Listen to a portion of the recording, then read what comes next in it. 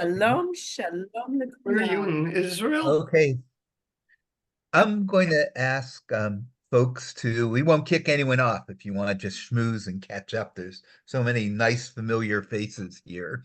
It's I'll ask you Shamachon. to, I'll ask people to mute for now, hello Sema, and Shemach is on, Jay. unmute when it's time for people to ask questions, respond to some of the material. So I'm really very excited about today's webinar. As some of you know, we try to offer a couple times a year a more in-depth seminar around Kaplanian thought, particularly for our Mefarshei Chazon Kaplan, our 21st century interpreters of Kaplan's work, but also for a number of other people who we know have strong Kaplanian interests. We invite as special guests.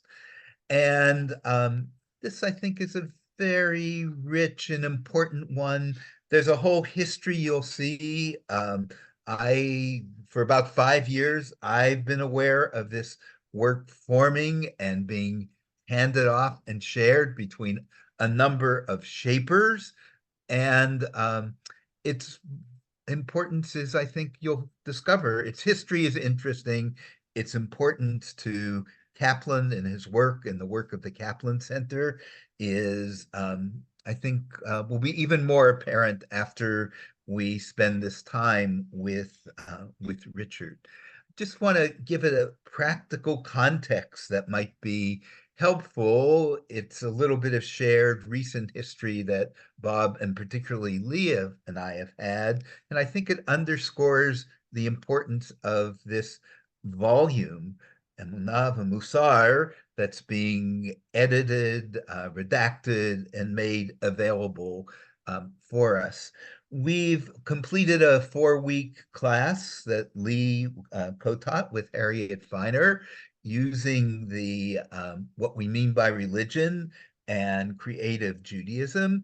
And at one point in the deliberations, Lee talked about how Judaism as an evolving civilization got turned through the challenge of Robert Cordes into Judaism as an evolving religious civilization. And there was an interesting interchange there, and it helped me be more aware that when I'm explaining Judaism as an evolving religious civilization, evolving comes across very strongly. So does civilization. And religion, it's a thinner response. I have less material to draw from, not because I'm not religious, but because I think we haven't explored the full richness of Kaplan's work and understanding of religion. And I think this work that Richard is now captaining and taking to a finish line in collaboration with Eric will be very, very important to understanding the religious character, the salvific character, all of those things about Kaplan's philosophy.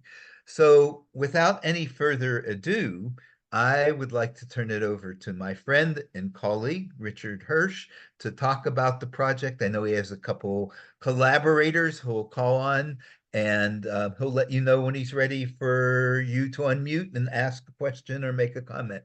So thank you very much, everyone. Thanks, Jeffrey. It's nice to see so many people I haven't seen in a long time. And Caitlin, it's nice to meet you. I know that we've had the pleasure before, so thanks for being with us today. And it's nice to see Samach. Last time he and I saw each other was 1983 in Toronto. You were a little younger, so was I. But it's nice to make this connection.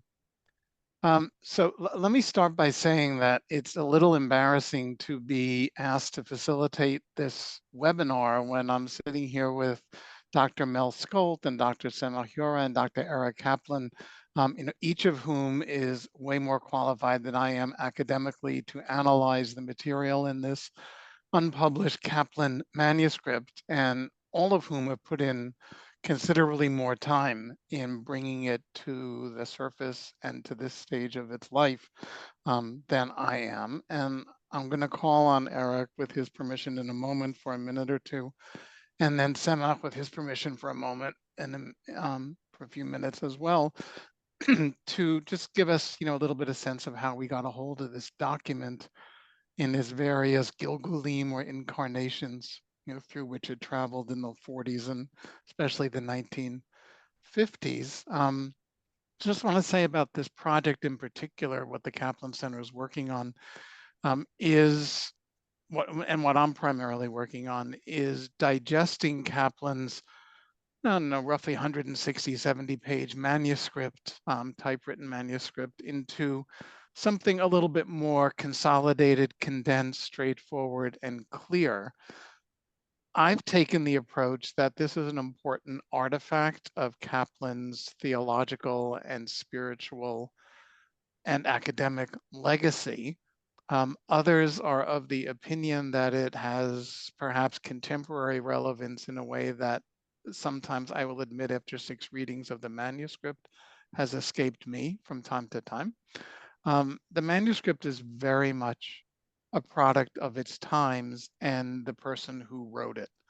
And I want to suggest that those are in sync with each other and discordant with the era in which the manuscript finally surfaces for potential publication, which is a fancy way of saying Kaplan's fundamental thinking about spiritual issues and about human nature didn't change a whole lot from when he consolidated that material in his 30s, 40s, and 50s.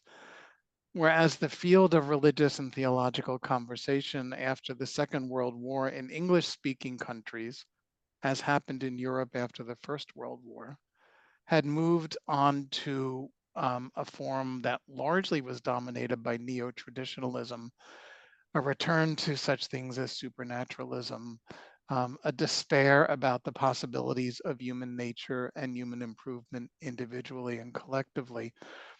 And in that context, Kaplan's manuscript might have looked to a potential publisher, in this case it was Macmillan, as something just like not what people were talking about, in that period.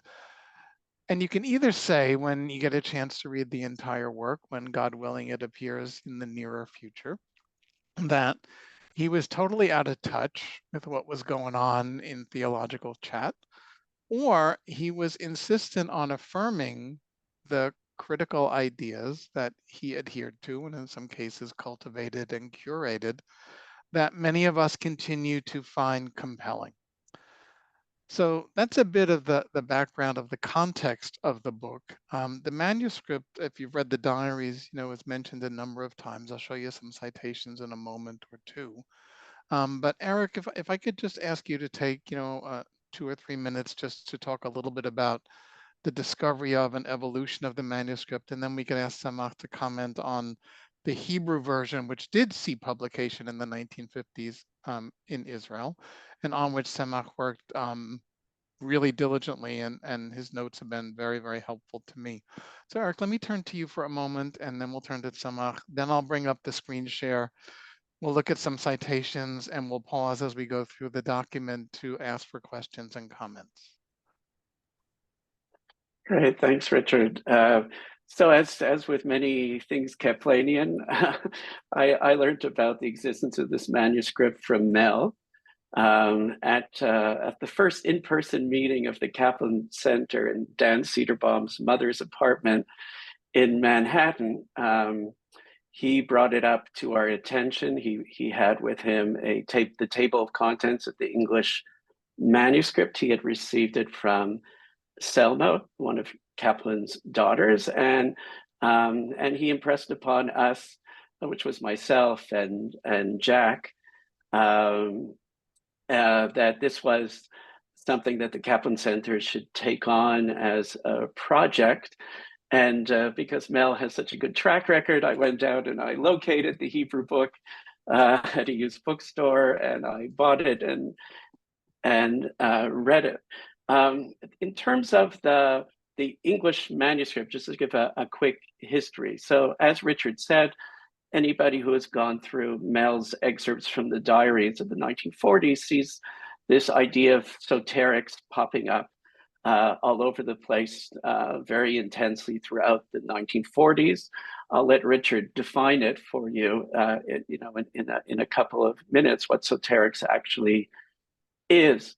But in 1951, Kaplan feels that he has a text on this subject that is sufficient to submit to Macmillan's. In fact, he's so excited about it, he gives it in before Lena can finish doing some of the changes that needed to be done on it.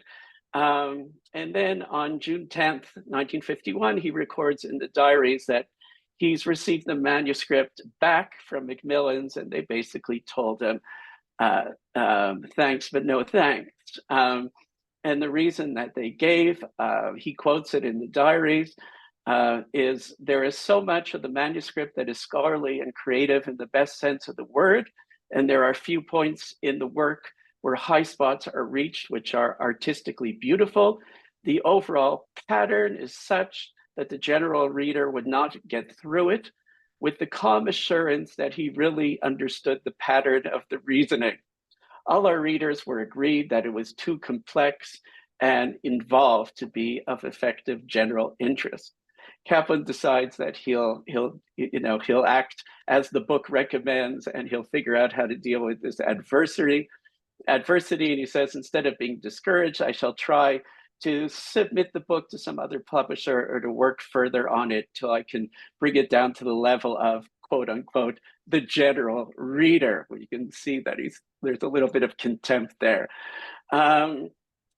Well, about 2 years later, he's invited to give a series of lectures at the Hebrew University, and he decides that he's going to take some of this material that he's developed on soterics, and he's going to use it as the basis of these 6 lectures that he has to give. And he records in the diaries that he's working on the lectures, but he writes the lectures in English.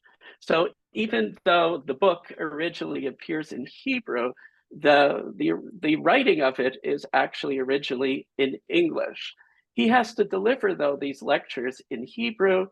So at the advice of somebody that he knows, he decides to give it to Yitzhak Ivri, who was a correspondent of Davar, to translate the book, the English lectures as he's written them for him, into Hebrew at the cost of $1,000, which I looked up this morning is equivalent to about $11,000 today, which he takes out of his own pocket. It just shows you how important it was for him to get this done. But as you go through the parts of the diaries in the 50s, you can see that he's not content to just give that original English manuscript to try to give it to somebody else. He is completely unhappy with it.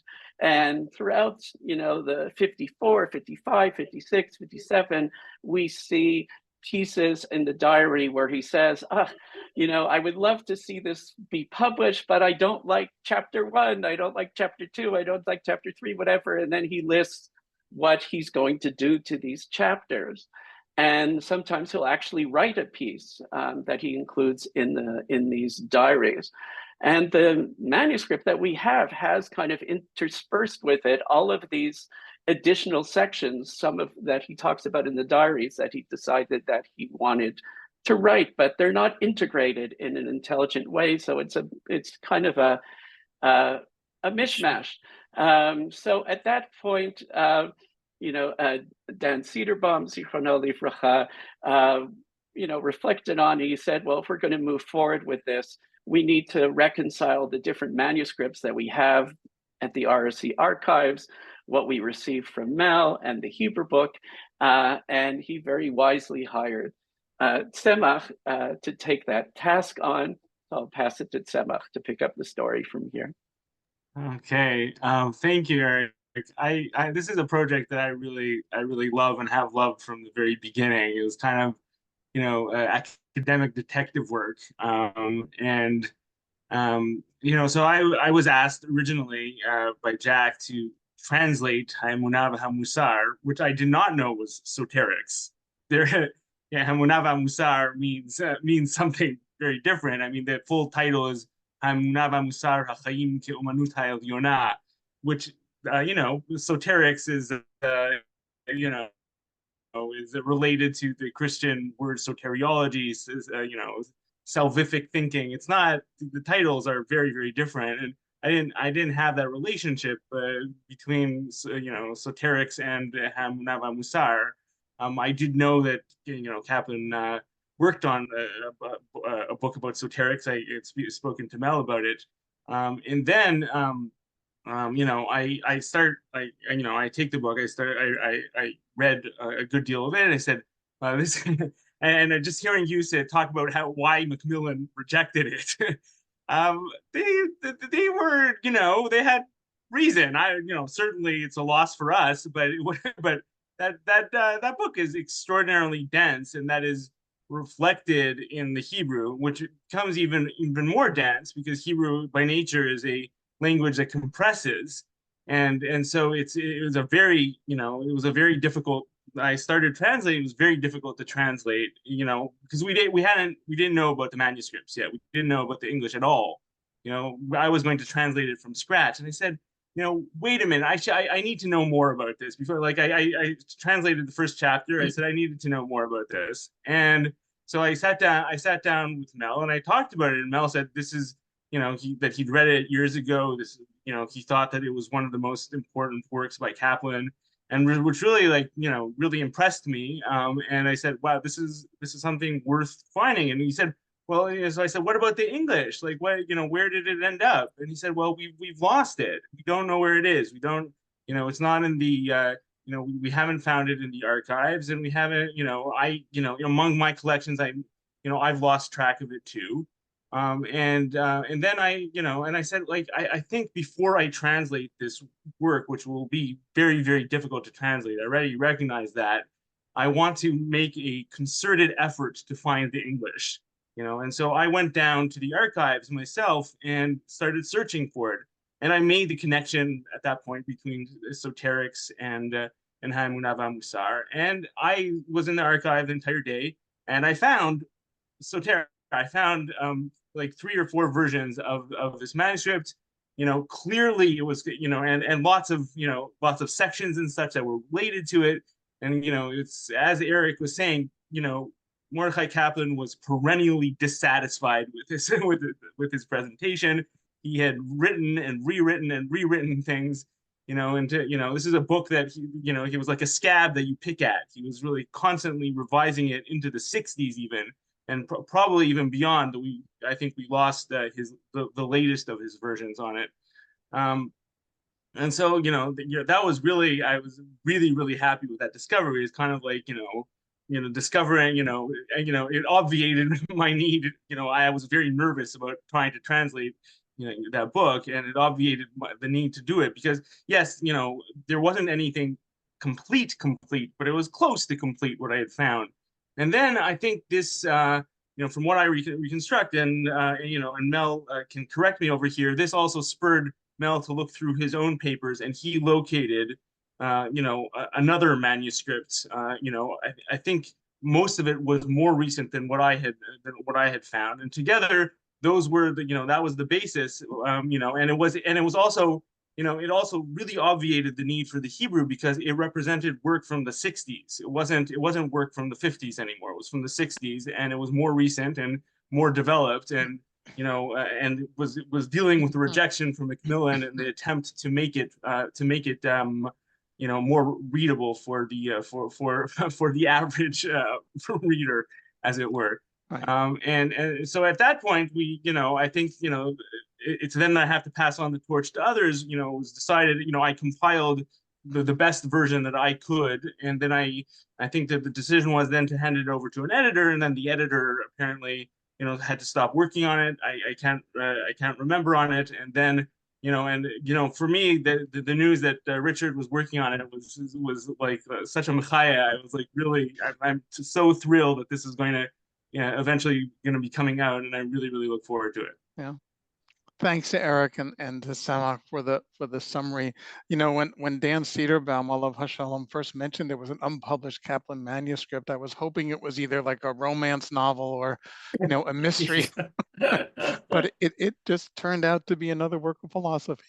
So before I bring up the screen share and share some of the text about the document and then the document itself, the manuscript itself, I just want to mention, you know, an insight that both Mel and Eric were kind enough to underline and emphasize to me when I was asked to consider working on the project. And again, like I'm mostly editing for presentation. I'm again, like not the academic expert on the manuscript and the ideas there.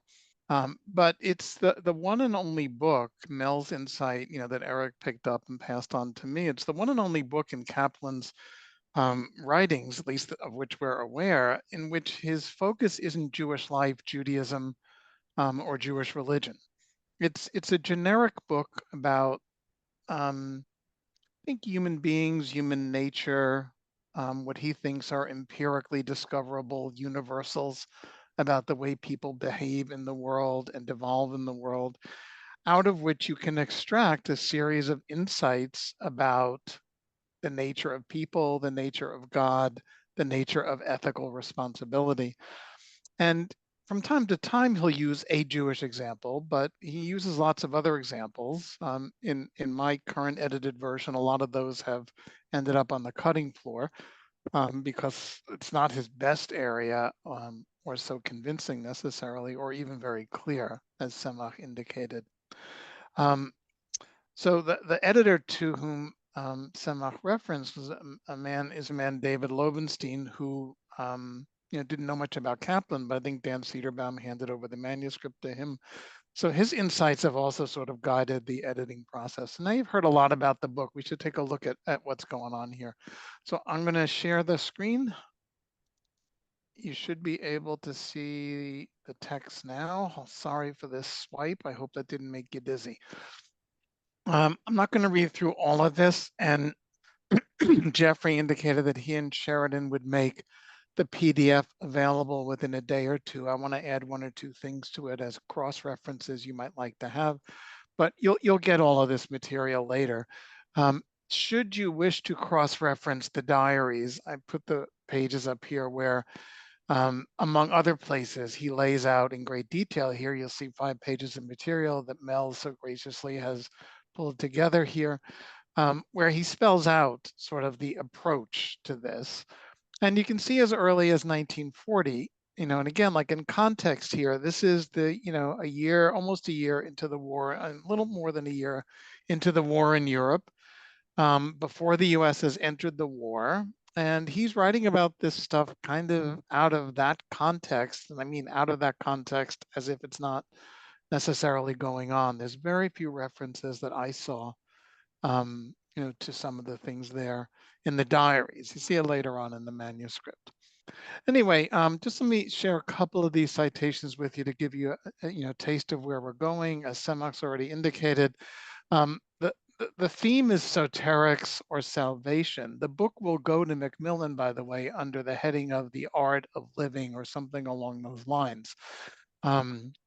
But not as soterics, because for those of us who have struggled with God as the power that makes for salvation, to say what's salvation, oh, it's like, you know, the applied nature of the science of soterics isn't really very helpful for most of the folks with whom we work.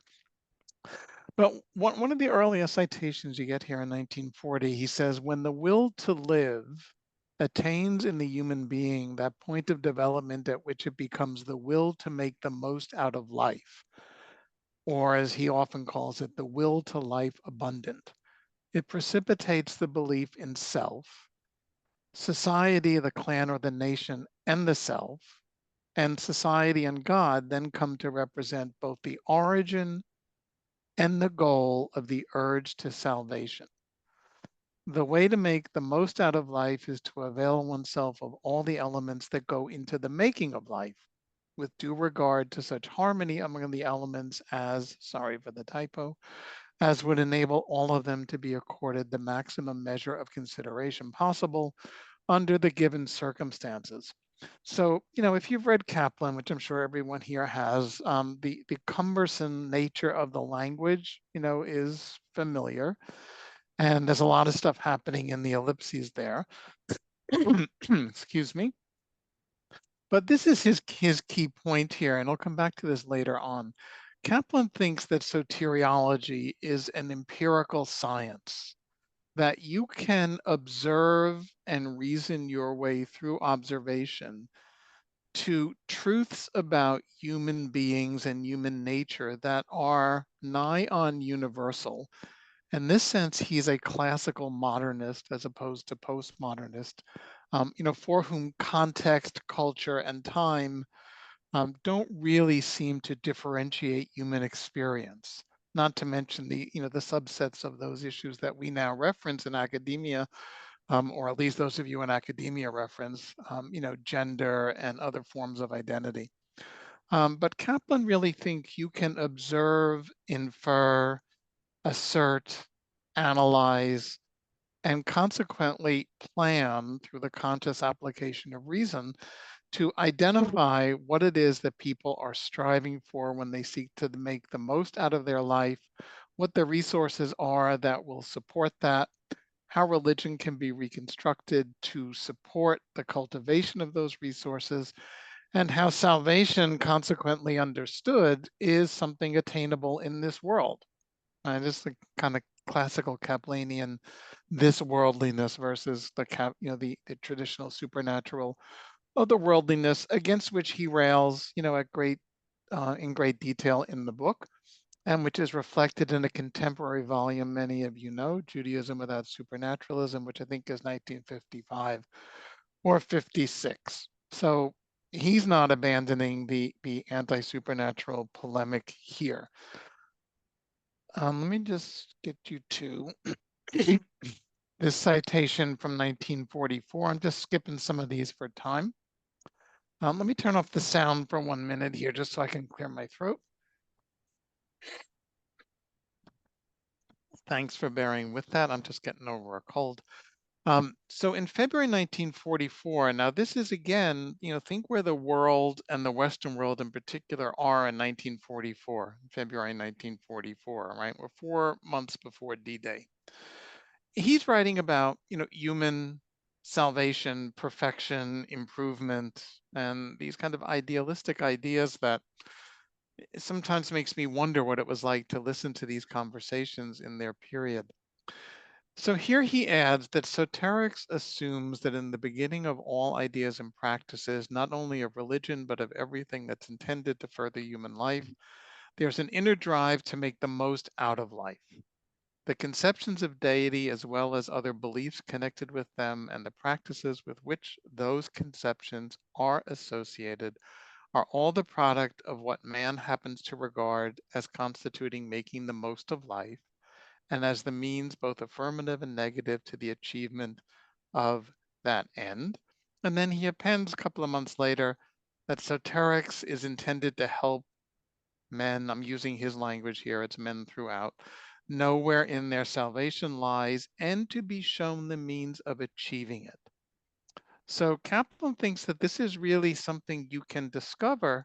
And in this interesting citation, I'm backing up a year here, he mentions 4 JTS rabbinic students coming to discuss the question of whether they can continue in the rabbinical program at JTS if they don't believe in God. One of them, by the way, is Jack Cohn. Many of us knew Jack Cohn, right? He said, I evidently have not succeeded in communicating to them my own experience of a transcendent correlative to man's will to salvation. They, meaning the 4 students, admit the existence of a will to salvation, but they see no need for positing a transcendent correlative of that will. Then Kaplan says, and I love this piece, of course, my contention is not that I intellectually posit it. This is not a cerebral experience for Kaplan, or an imaginative one, or an imaginary one, but rather that I experience it with the same immediacy as I do my own self. And I think the reason I put this in red is these kind of moments in Kaplan, as is the chapter in Meaning of God, where in Shemini Atzeret, he talks about God felt as a presence, something that, that Mel Skult has been so helpful in helping me understand. Kaplan's kind of poetic sense of mysticism, which Kaplan might not recognize as mysticism, but, any of us who have read Kaplan recognize that when he talks about God felt as a presence in the Meaning of God book, it's a very different chapter from God as the power that makes for salvation, freedom, individual self-regeneration, and so on, to go with the other holidays. So this is a large piece of what the manuscript will eventually get to, trying to describe ways in which, if you just know how to look in the right way, in the right place, you can experience this drive to self-transcendence, and you can experience this cosmic support that motivates you to pursue that drive, because it is not exactly a guarantee that it can be achieved, but it's a promise that there's a potential for achieving it. In other words, it's not some elusive imaginary thing that will never achieve salvation, but maybe it's just a good thing to head in that direction. He really wants to convince his readers that getting on this path will be transformative.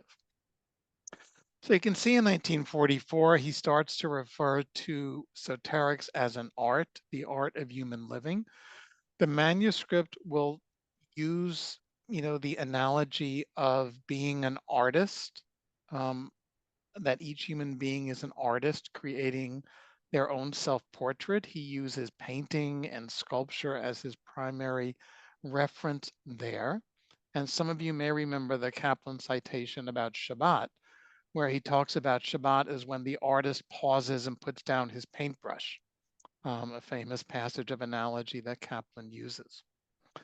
So he then goes on to say that soterics has to guide the individual in so living as to contribute his share towards, among other things, the purification of politics, the health of the economic institutions, the wisdom of educational processes, the vitality of culture, the spirituality of religion, and the justice of law.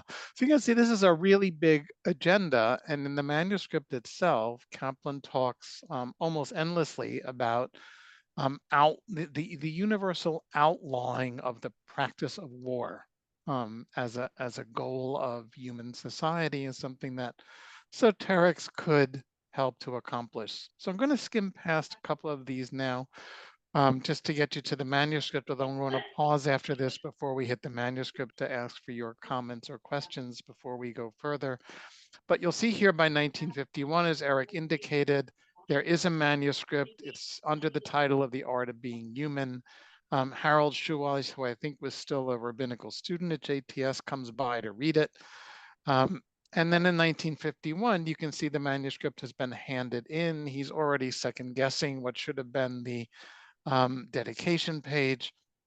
And he references volume 1 of Andre Gide's journals. There's a reference to you from the New York Times if you're interested in that.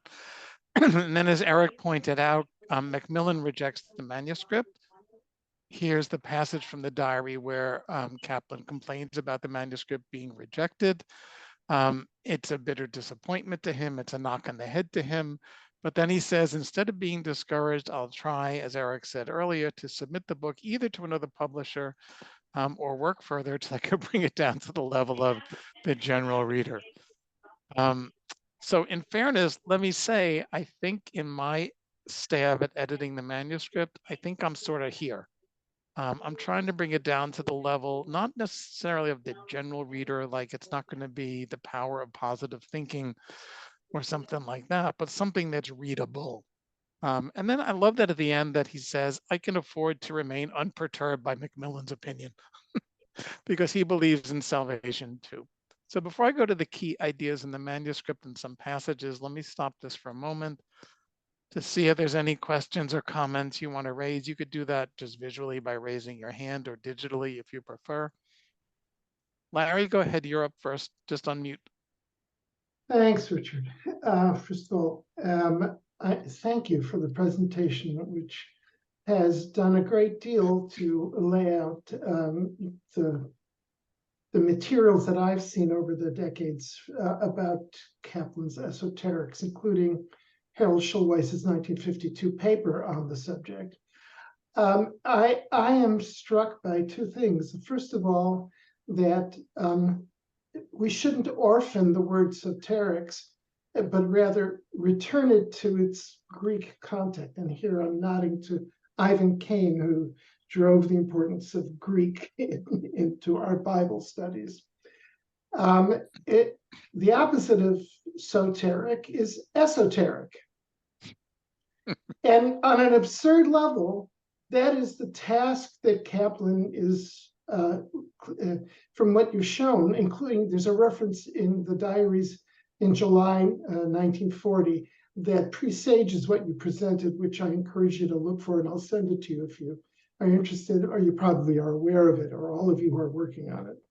And that is that the battle between privatized meaning and individual searches for spiritual fulfillment is as embattling an antagonist for him then as it is today, in contrast to the soteric cosmology and theology and metaphysics that emerges in rabbinic Judaism. So I just want to make sure that we're talking about, he's trying to oppose belonging to an inner salvific group that have specialized knowledge that some people confuse with Gnostics, the ancient Gnostics, but it's really an aspersion, a negative aspersion to them. They're not really that bad. And I think, Larry, that's where his emphasis on the empiricism of this, like, you know, all reasonable people, if they look here, will see what I see, and we can move forward then to reconstruct politics, education, economics, employment, and everything else he wants to tackle. And that is where I was going with the added proviso that this is something that he viewed as a remedy for a growing social hierarchy based on secret covenants, secret knowledge, not conspiracy, but simply an intellectual trend generated by economic disparity in the West. Yeah. Mel, you want to unmute? Mel, you're still muted. Now you're not. I can't say how thrilled I am about this event and about the work that Eric and Richard and the Kaplan Center has put into this manuscript that I discovered many, many years ago. And so I hope I live long enough to see its publication. I think we all.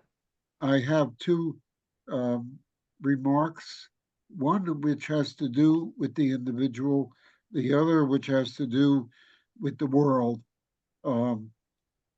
Respectfully disagree with what Richard introduced this, because between modernism and postmodernism, what intervenes after the war is the emergence of humanistic psychology, which is to say Maslow and Fromm and Jung, and Kaplan was very, very much taken with Fromm particularly, and also Maslow, whom he met, and he proposed to Finkelstein that Fromm become a member of the faculty of JTS and teach psychology.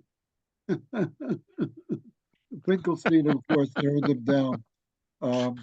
But I wrote an article which was published in the CCAR Journal of spring 2022. It's called The Theology of the Personal. And what emerges in the diary And in this manuscript is the sense of Kaplan's emphasis on life at its fullest, being the goal of religion. And I think, in terms of all the rabbis present, to translate that ideal of life in terms of self-realization of the individual into Torah and mitzvot has yet to be done. I think the Reconstructionist colleges, with their ritual well, has made important stabs in that direction, but there's still a lot to be done. So that's my first point. The other point is Kaplan's internationalism, which emerges, of course, in the religion of ethical nationhood, but it's so strong in the last part of his manuscript dealing with spirituality, because what he says, and I quote, "The need for interaction among nations will, not should, but will lead to world government. Nations will have to surrender a goodly share of their sovereignty." And then he goes on to quote Lord Acton, who said, "The process of civilization depends on transcending nationality." In other words, Kaplan's Achad Ha'amism does not end with the state. It ends with the world altogether. And nationalism should be limited in terms of the ideals of life to the fullest, which he spells out in this manuscript. And I want to end with what I consider to be the clincher, which he says in this manuscript: "Such is the mutuality of human life that none can be saved until all are saved." This is Kaplan in Soterics. "We are all our brother's keepers," says Judaism. "We are members of one another," says Christianity. "We must be saviors of all things," says Buddhism. "So love your neighbors to help them realize their highest potentialities. So act as to enable your freedom to be the means to a free society in which each individually and the group as a whole can act in freedom." In other words, our own emergence as full individuals complements the community in general. So in our own creativity, we are contributing to the community. And he says that. Thanks, Mel. If we get to it, there's a citation, I think, to that effect in the PDF that's coming up in a few minutes. But thanks for filling in the background. Okay. So what I'd like to do with this state, Bob, did you have a question you want to ask before we go back to the document? Go ahead. It's just a quick comment. I mean, I'm looking forward to your fulfilling what I think Kaplan was trying to do, was to actually speak in a way that's more personable and communicative. Maybe those are the wrong words then, and is more abstract, theoretical, that stuff, the whole literature, which is so much in keeping with the diaries. And I've been so grateful to Mel for making those kind of passages available. Right. What I've been thinking about recently, though, is like that maybe it was a generation right after this point of writers like I don't know what exactly his occupation was, but James J. Gibson, who talked about affordances and invariance, the way in which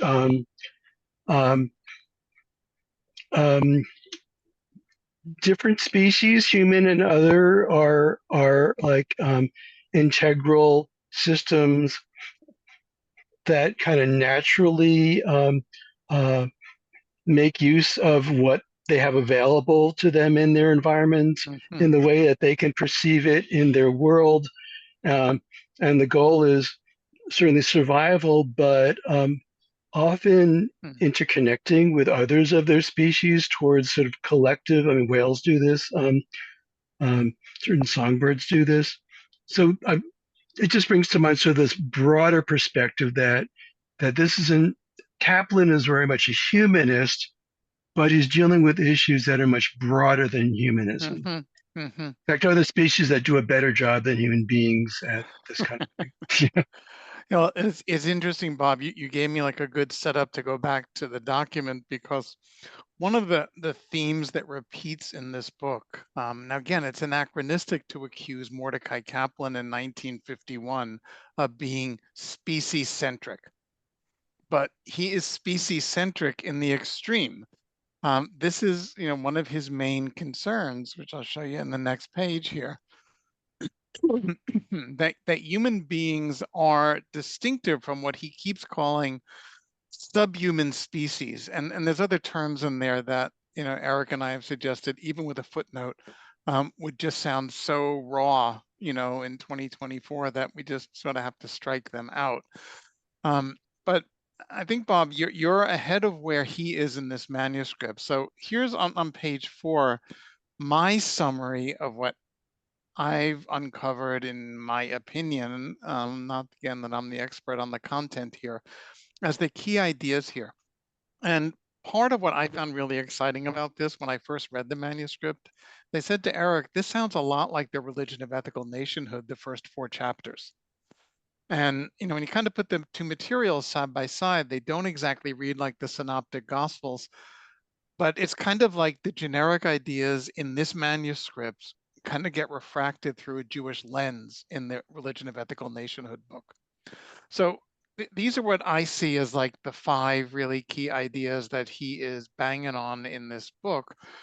The first is that soterics is a science, the science of salvation. So what's salvation? It's the self-conscious human striving for self-transcendence. Humans are uniquely self-reflective creatures capable of taking an active role in their intellectual and moral evolution. So he makes a big point of this over and over again, that, you know, dogs and cats and other kinds of animals don't wake up in the morning and say, how could I rearrange the economic conditions of our culture to be more equitable and more just? But human beings can do that.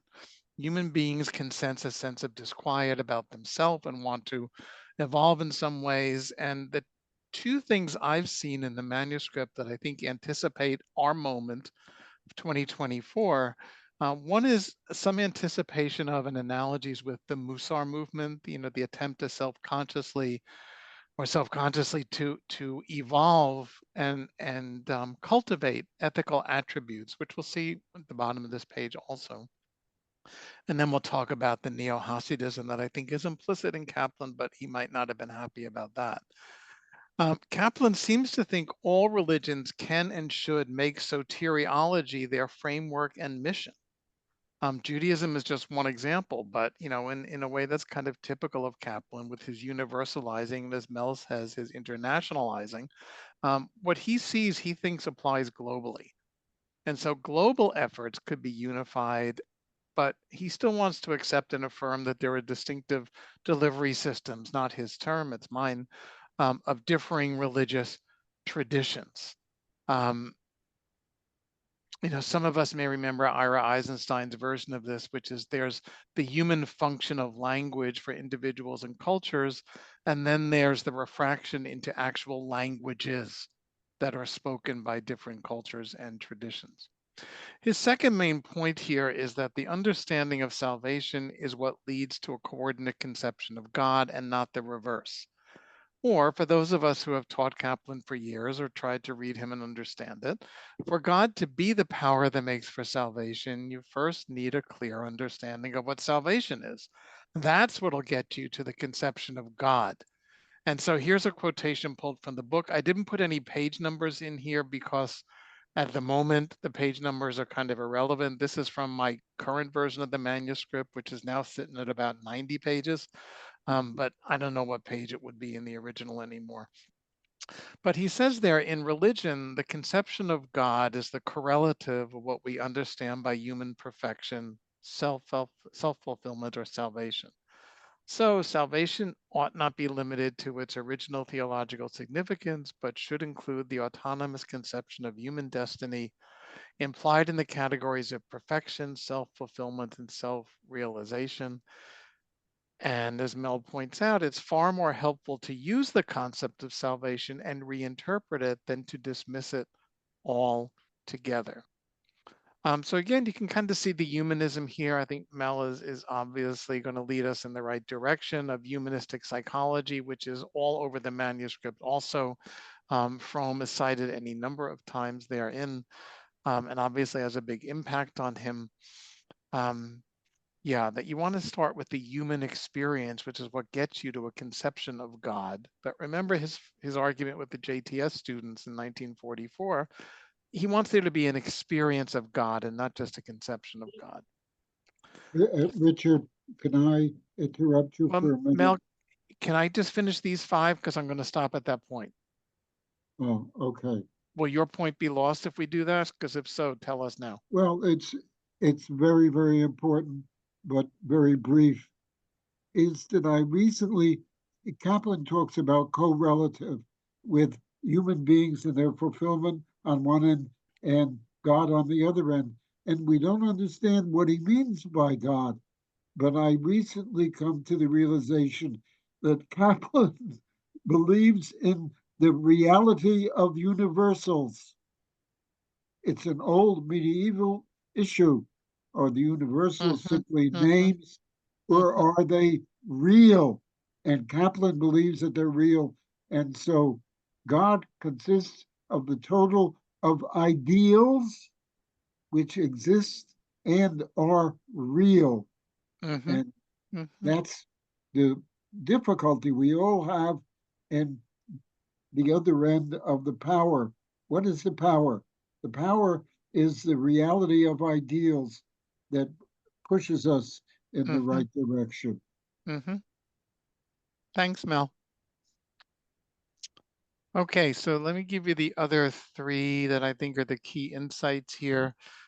He speaks throughout the manuscript as God as a, or sometimes the, cosmic power. It comes with, uppercase and lowercase all throughout. Something Eric and I are going to have to try to straighten out when we come to the final version.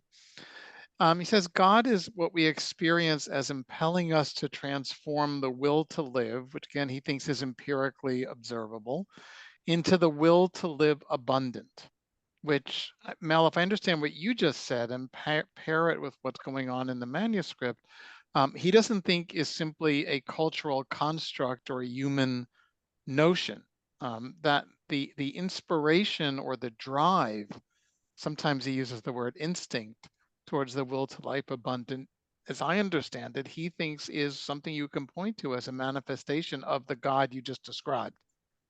Yes, yes. Yes. So this is to live fully in terms of self-expression, ethically and responsibly in relation to others. So this is also part of the correlative in the book, that almost every place where he talks about the impact of salvation and the striving towards salvation for the individual, he then ties it to the correlative or coordinate ethical consequence for how we behave in relation to others. So his interest in ethics, which I think is well known to the group of friends gathered today, his wonderful essay about that sort of stands alone in that 3-volume Finkelstein edited collection, but other places as well. And then I noticed that I noted for you that this will resurface in a more specifically Jewish context in the 1970 Religion of Ethical Nationhood, where he uses more specifically Jewish examples to manifest this. The 4th thing he says here, which I think anticipates our moment of 2024, and I think is a little bit of his neo-Hasidic anticipation, he says, God is the name we give to the universal truth that everything is simultaneously independent and interdependent. This is in the manuscript over and over and over again. I don't know what the Hebrew was for that, but certainly he goes at it in the English at great length. And that's when I first read the manuscript, I recognized this from Religion of Ethical Nationhood, I thought, religion of ethical nationhood was a late development in Kaplan's thinking, that he was trying to ground the obligation to ethics, which is coming up in number 5, in this universal reality, not idea, but reality, that everything is simultaneously independent and also interdependent. I noted in the parentheses, in contemporary terms, I think this has analogies to the themes of unity and organicity, that things are ultimately one and not two, that you find in contemporary neo-Hasidic and neo-Kabbalistic approaches. As an easy example, I gave you Larry Kushner quoting Richard Rubinstein, to whom he attributes the metaphor of waves and the ocean appearing to be separate, ultimately being one. So no, I don't think Kaplan, would have said, I'm a neo-Hasidic thinker. If he was in the contemporary conversation about whether ultimate reality is ultimately two or one, binary or none, I think he would have come down on the unity side. His last point, throughout the book, and again, this is not the only points of the book, but the key points that are repeated in different refractions, is his emphasis on interpersonal ethics. So he argues throughout that the ethical implications of this divine reality of everything being independent and interdependent, there should be like one word for this hyphenated phrase, implies, and in some places he says really commands, moral living. And then again, I think as Mel's pointed out, if God is something real and to a certain degree independent of our conception of God, then ethics are not simply, an arrived at idea by an individual or a group at some moment in time. Could do it, don't have to do it, might want to do it, maybe doesn't matter if you do it. In any event, who's to say? That's not where he wants to be here. He wants it to be something that's extracted from experience. And then this is just my ego being indulged here. In a 1975 letter to me, in which I had previously asked Kaplan about some of these questions, he wrote back, "We are obliged to be ethical because it is our very biological nature." Now, I think, in 2024, we'd have to really refract that a lot more carefully in terms of neuroscience, DNA, culture, and all of the variables that, make up who we are. But you see a kind of consistent emphatic there in Kaplan's work. So Jeffrey, I'm turning to you just for a brief moment to confirm my understanding that we are supposed to adjourn at 2:15. Is that correct? Jeffrey, you'll have to unmute. I'm not seeing you at the moment on my screen. So just tell me if I got that right. That is correct. If you need to run on to 2:20 or entertain another question, people will self-monitor, but that was what we advertised. Okay, thanks. No, I just wanted to be sure as I go through this last part of the excerpts that I'm skipping around in a responsible way. To Mel's credit, and I'm sure it's going to be true in the next edition of the diaries that Eric is shepherding through, I so appreciate, Mel, the number of times where when Kaplan gives a talk somewhere, he notes how long he spoke. Right? Right. I was called on to speak at a dinner. After 4 other people and got up at 9:30. I spoke for 50 minutes and managed to hold the attention of most people. See, because they couldn't click leave the meeting, right? There you go. So here's what I want to suggest, heeding Jeffrey's guidance. And I also want to come back to you folks so that you have a chance to comment before we wrap up and people start to self-monitor by exiting and we don't get a chance to hear from you. I'm going to actually skip most of citation 1. It's from the introduction, the introductory overview before he goes on into the book. There's a lot going on here. But I think it would take too long at this point in the webinar to read it. So I just want to wave the cursor at some sentences that are, I think, informative, I hope, for you, and will whet your appetite for the book for when it appears. But here's his, we must proceed from, I'm in number 2 here. We must proceed from man the knowable to God the unknown. But God the unknown, as Mel's just pointed out, is not some abstract idea of definition. In fact, he attacks that idea in the manuscript that most people, he says, in the West define God as having one essential quality being ultimately unknowable. And he wants to argue against that. You'll see here the resort to reasoned experience. That's again, using a kind of common empirical sense of what people can know.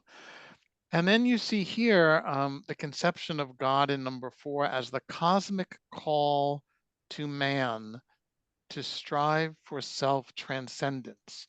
And if I understood Mel's challenge to those of us who are clergy correctly, that's part, Mel, I think, of what you were referring. We have to understand this as a religious obligation to strive for self-transcendence. On page 6, there's a couple of others here. I underlined in number 7, the field in which man operates as artist of his own life, there's that metaphor he uses throughout, is multidimensional, consisting of will, love, reason, and skill. I underline this because I'll show you at the end, I have here in this document the table of contents of the book. Those are, 4 of his key chapters. After he lays out the question and the quest in the beginning of the book, he then devotes a chapter to each of these areas. And again, so it could be interesting to know, like when this came into the Hebrew, what the terms were that were being used there. That's some of the notation I think that Eric and I may want to consider, because there's some key things here that it would be very, I think, helpful for readers of this book to know how they got rendered in the Hebrew. Yeah, just let me we can have a meeting separately, and you can tell me, and I'll find what it says in the Hebrew happily. Yeah, I appreciate that, because I think these are kind of key, because I was curious whether he was using terms that a Hebrew speaker might recognize, either philosophically or conceptually, or more generic terms, for things like that. Would just be interesting to know. So the nature of the book, you'll see at the end of citation 7, is that all of these things for him are organic, and these skills that have to be cultivated and devoted towards the achievement of salvation, or for him like an organic interaction that would lead to, again, you get this kind of nice sense of oneness here, a harmonious personality, which is, one of those terms that Eric cited in the rejection letter from Macmillan, when the text soars to something poetic. And from time to time, it actually does that, wouldn't say that's Kaplan's strong suit, but it gets there. Harmonious personality, cooperative society. I wanted to skip to 2 other things here because I think they're important. His treatment of theodicy, or the question of evil, in a manuscript coming out after the Second World War, but the ideas of which were cultivated earlier in anticipation of and during the war, seems to me relevant both then and now.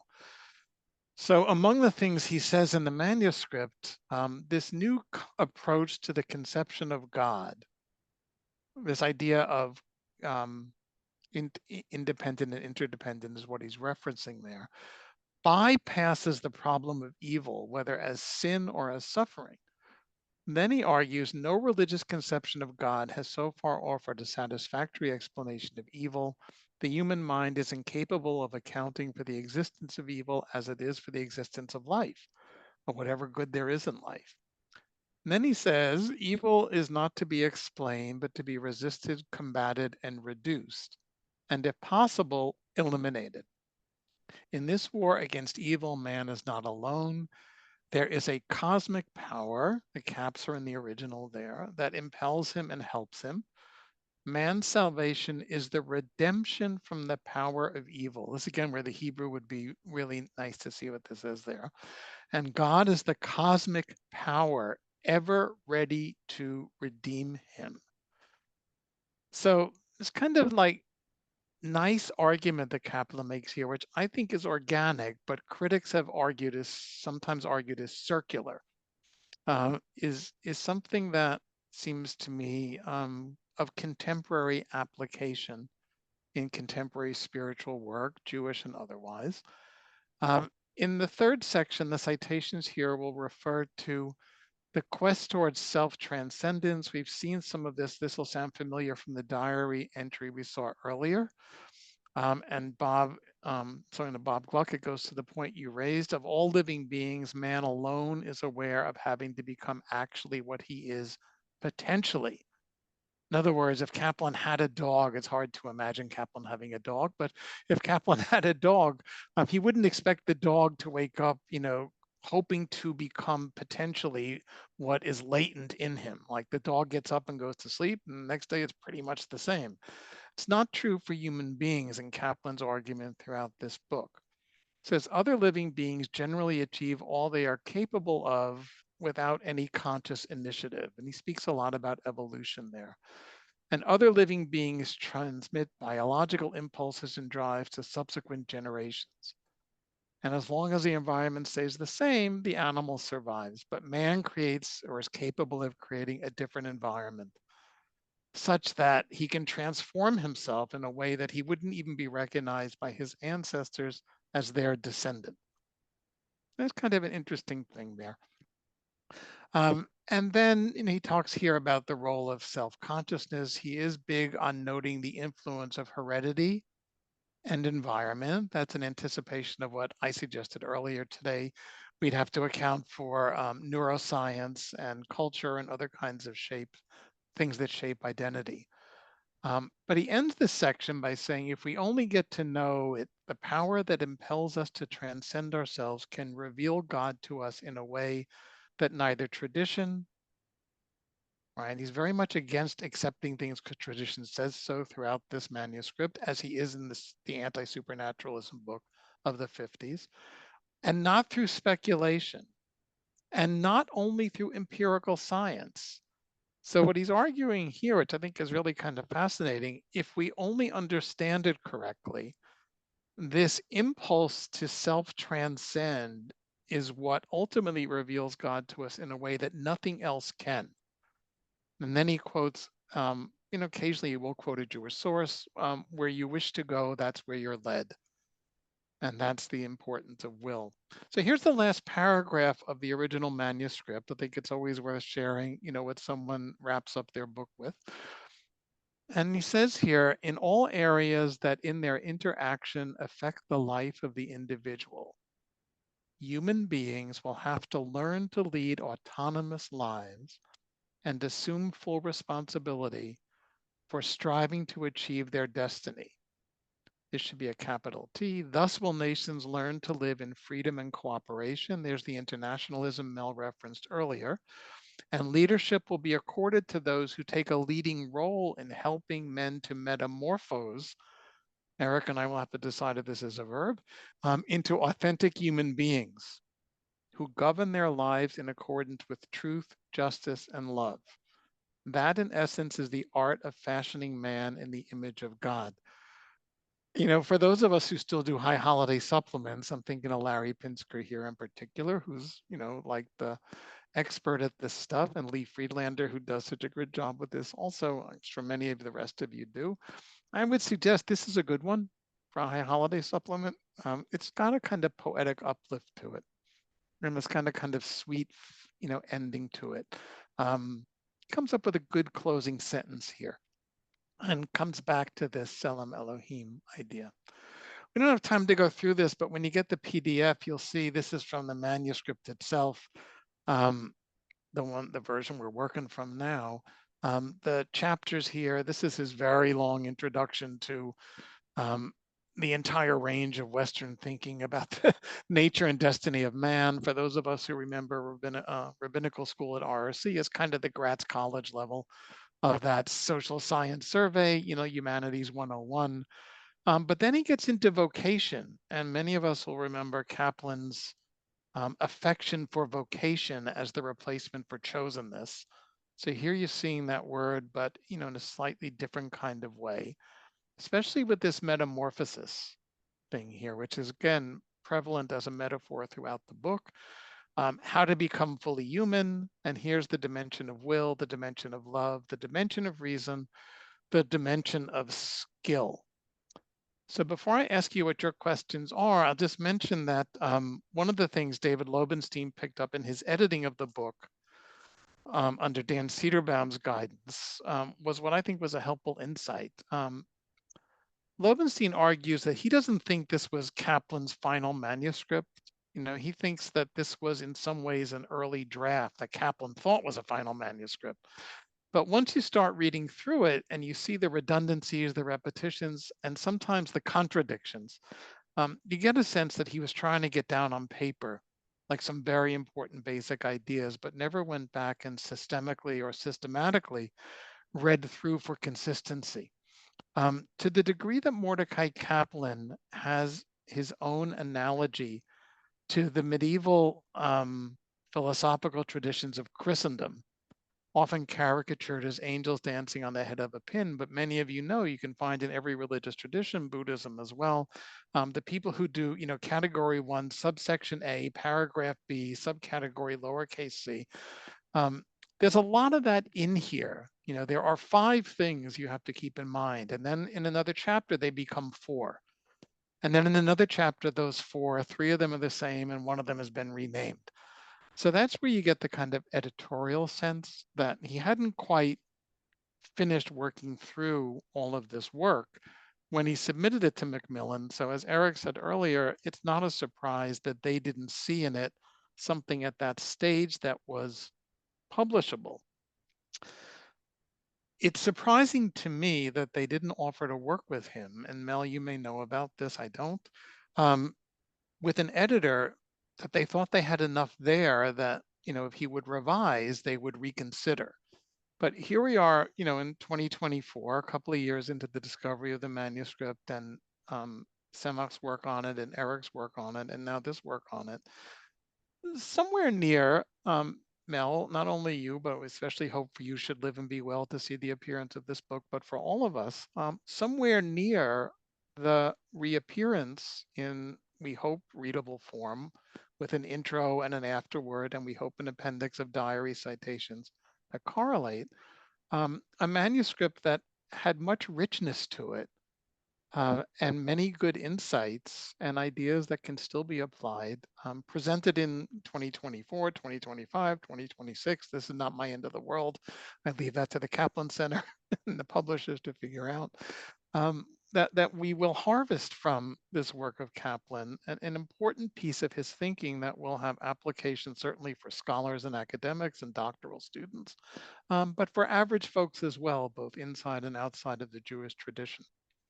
So I'm going to stop there. Jeffrey, this is on my calendar. It's 2:15 on my clock, rather. That's pretty good. People will self-monitor. Richard, I want to ask you a quick question. When you and Eric went over the transcripts again, the manuscripts, I think last year or last summer, you said that one of the notions that you want to build around is Kaplan's understanding of cosmic polarities. And I encountered this in an article in the Reconstructionist where he's responding to someone who didn't understand his theology. And it's such a wonderful phrase. Could you say just a word about it, either you or Eric, and where it plays into what you've laid out for us? Yeah, thanks, Jeffrey. Again, like this is something I thought was in the later Kaplan, and when Mel and then Eric directed me back to the diary entries going back to the 40s, and Larry cited an earlier citation than my earliest one, I realized wasn't new to his thought, but it doesn't manifest a lot. I mean, I grew up thinking about, and I believe most of you have seen Kaplan tagged with in any anthology or analysis of American Jewish religious thought in the 20th century. Mordecai Kaplan's idea of God is the power that makes for salvation. I mean, that's what he's tagged as, right? Just like, you could say that about any number of other thinkers. Heschel has his and Buber has his. And it seems to me Kaplan's thinking about God as the reality of cosmic polarity in which everything is independent and interdependent simultaneously, which spells out ethical responsibility for the individual human and humans in society, is much clearer and much more what he talks about as his idea of God, certainly in the diaries, than what we get in the meaning of God in modern Jewish religion, which is the power of this, the power of that, which comes through with Star Wars later, and the Force should be with you, and raises the question that he then has to kind of try to wrestle down of where is that power? And that's where the transnaturalism in Kaplan's thought, I think, gets tangled up in this, and it's difficult to decode. So I have the sense that both neuroscience, neo-Hasidism, Eastern religious traditions, and humanistic psychology, if I can lump those together, and I'm an amateur in each of those, by the way, totally amateur, correlate to what Kaplan's trying to get to, and vice versa. That there's a unity of things in operation here, none of which can be understood apart from the others. And it's that interlocking nature of reality as we experience it, right, that he wants to name as God. In the same way, that the Kabbalists and the Neo-Hasidists often want to name as God as well.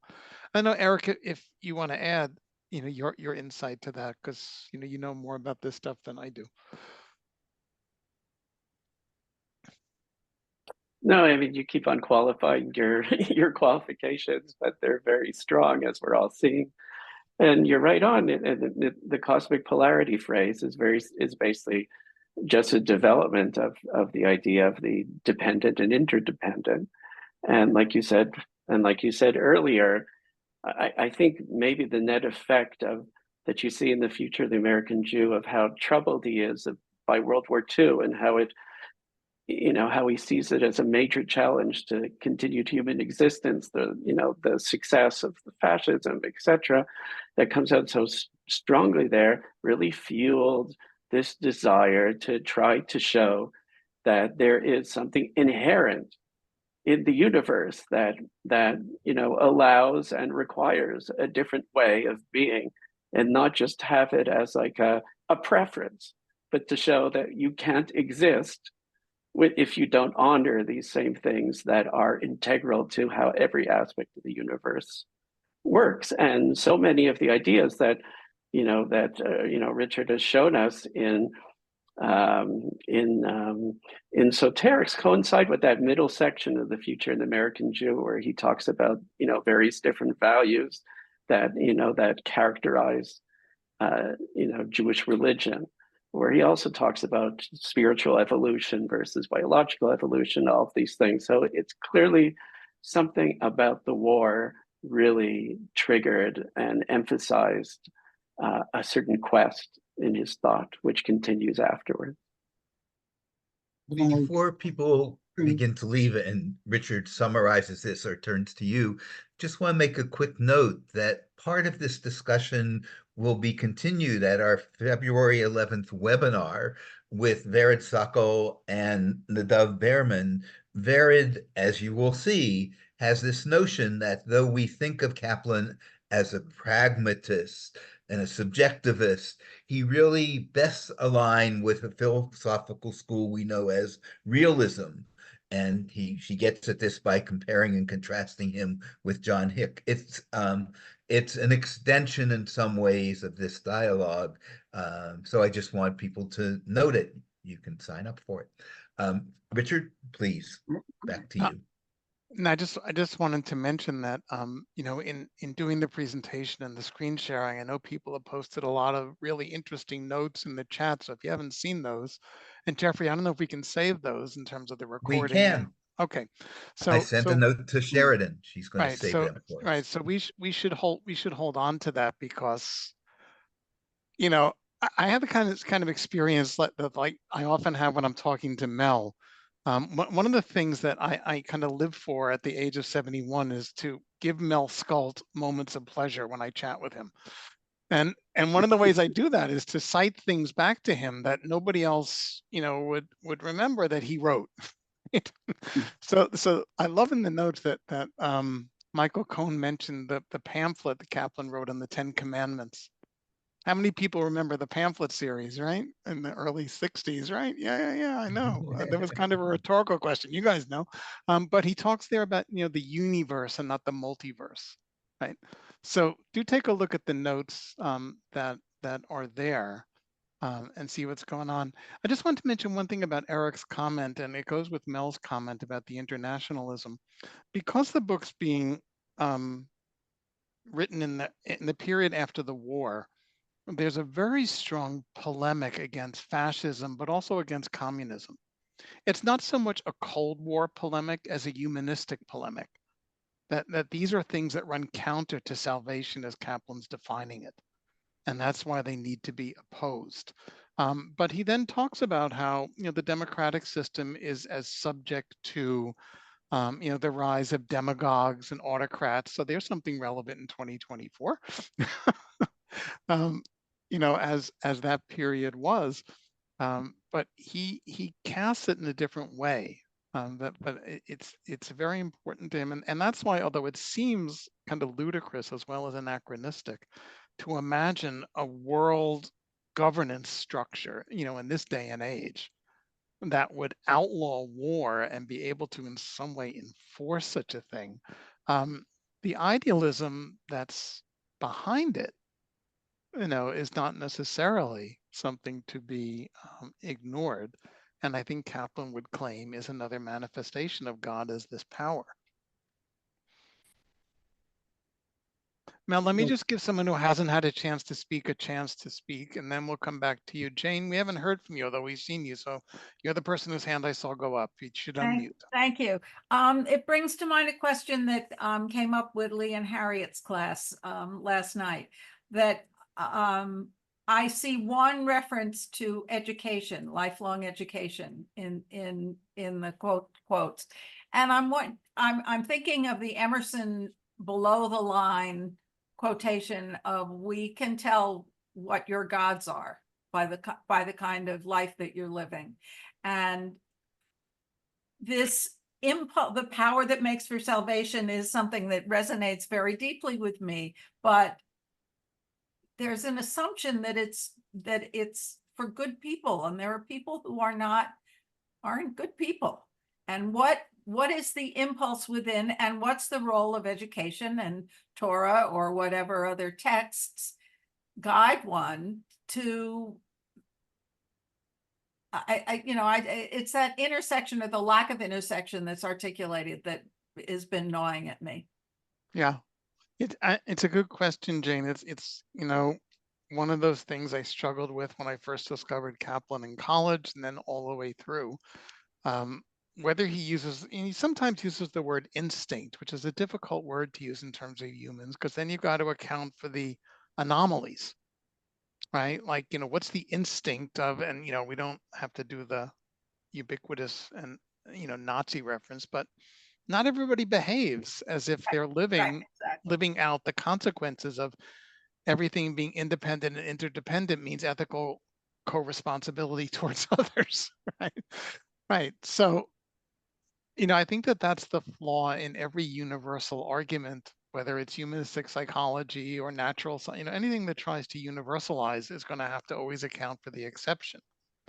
So, you know, if I was writing the introduction or the afterword to this, one of those I think I'll be writing, I think I would have to note that as, you know, one of the kind of universalist aspirations of Kaplan, you know, that he shares with other spiritual thinkers and scientific thinkers, that I think contemporaries always have to dial back slightly and saying, you know, most often we see, or often we see, I don't even know if you can say most often we see, right?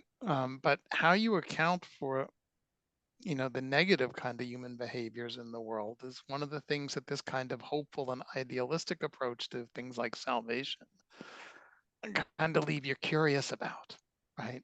So the best I could suggest there, Jane, is what Eric cited earlier. It's in the PDF, which is, you know, Kaplan's response to the rejection of the book as, rather than becoming depressed, I will test my own theory and see if I can rise to the occasion to not be, you know, defeated by this. I think in that sense, you know, what I always loved about Kaplan was he was, and I hope, you know, I managed to copy that in my own rabbit, a pragmatist. Like, how do you respond to evil rather than how do you explain evil? Yeah, which was picked up by people like Harold Kushner later as well. I think is really one of the key contributions that he makes. Then he says, like, you know, no religion, this citation I gave you, No religious system has been able to answer this question. So it seems to me the spiritual question then that he's trying to get to is, how do you persevere in the face of those forces that seem antithetical to what I'm pushing here in this book, right? And I think, again, it's organic unless you think it's circular as a critique, but I don't think so. You respond to that by realizing that you dissent from being seduced by or persuaded by the negativity you see around you and making that ultimate. That's a choice, and he talks a lot about moral choice in this book. It's a choice whether to look at the worst in humanity and human nature and say, you know, we're lucky just to wake up every morning and schlep through it. Right? You look to the best as a better evidence of what God either is or could be. So Mel, you've been trying to share a book with us there by holding it up, but I didn't see what it was. Two things. If you want to understand Kaplan and God, you must read this small book by Santayana, which is called Platonism and the Spiritual Life. Platonism and the Spiritual Life by George Santayana. It turned me on to the notion of the power of ideals and their reality in Kaplan. The other thing is about disarmament. After the Second World War, there were two Harvard lawyers who created a document called World Peace Through World Law, and their name is Clark and Sohn, S-O-H-N. And what they did is to try to take the constitution of it were as the UN and turn it into a disarmament document. And so it was considered by them to be a realistic possibility. Yeah. Yes. Yeah. Platonism and the Spiritual Life on God, and Clark and Sohn. You just might take a look at it. It's a very involved document, very technical. Mm-hmm. Thank you. Thanks, Mel. Enormously, Richard. Thanks, Mel. It's always good to have something else to read. So friends, any other comments, questions, concerns, insights? For those who wanted to read Platonism and the book that Mel just referenced, I just put it up on a PDF in the chat. Oh, thanks, Emma. Yeah, there is some of that Platonic ideal category going on for Kaplan in this manuscript as well. It's just only recently, the other day, that it came to me that for him, the universals are real, not just names of things. And that's the key to his idea of God, is a collection of universals, both the independence and the organicity. They're all real independence and in realities. They are realities. That's the thing we have to struggle with. Yeah. Look, at the end of the day, it's to the credit of Dan Cederbaum's Meshuggah Davar, about these projects, that we even have this to work on, and to Mel's, detective work and Semach's work with the Hebrew manuscript, that we even have this to work on. So by the time it reaches my computer and I'm sitting here striking through and striking through and striking through, I'm aware that there's a lot of material disappearing, although the original manuscript, is available and will continue to be available, and we'll cross-reference that, for those who want to see, wherein the divergences took place. And Eric and I have not, organizationally, had the time to come to an agreement on what we think is the workable condensed manuscript, although I think we're getting considerably closer than we were a year ago. But I think it will be a valuable contribution to understanding Kaplan better. And I think the challenge, will be to what degree what's going on there, some 70 or 80 years later, can be transposed into, as Kaplan would say, the key of 2024. How do you extract from something written in a very different time and place ideas and concepts that can be applied, in the categories that we operate with, in this time and place. But at least we'll have the material, to have that challenge in front of us. So, Hefra, it's not quite time for the Kriyat Shema. We haven't gone all the way through midnight, but I have a sense this dialogue could go on further and further and further. It is so very rich. So, on behalf of all of us, I want to thank Richard for doing this presentation and getting our minds going around these important topics. I'm sure we'll be revisiting them. So, Thanks, Jeffrey. Richard, thank you. And thanks to Mel and Samach and Eric for getting us to this stage. Very good. Okay, everyone, be well. I hope to see you February 11th for the same conversation, Derech Hagav, through the back door.